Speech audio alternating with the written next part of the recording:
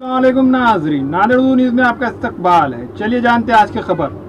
नांदेड़ शहर में traffic jam अवाम के लिए दर्द सर साबित होता जा रहा है।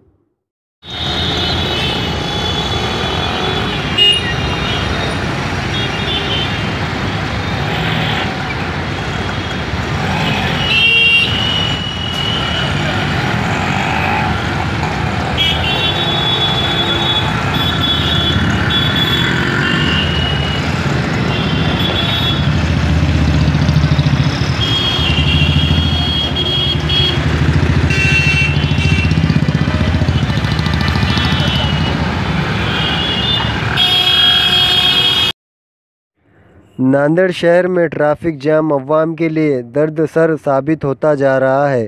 शहर के हिंगोली गेट पर अक्सर व बेशतर बड़ा ट्रैफिक जाम के मनाजिर नज़र आते हैं।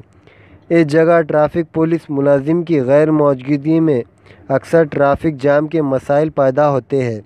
मुकामी लोगों ने कई दफ़ा पुलिस इंतज़ामिया से ट्रैफिक जाम के बहरहाल के लिए कई दफ़ा नुमाइंदगी की, लेकिन हर दफ़ा लोगों को ट्रैफिक जाम के मसाइल से दो चार होना पड़ रहा है। अब देखने वाली ये बात होगी कि इंतज़ामी ट्रैफिक जाम के मसाइल से कब तक लोगों को निजात दिलाएंगी, ये तो आने वाला वक्त ही बताएगा।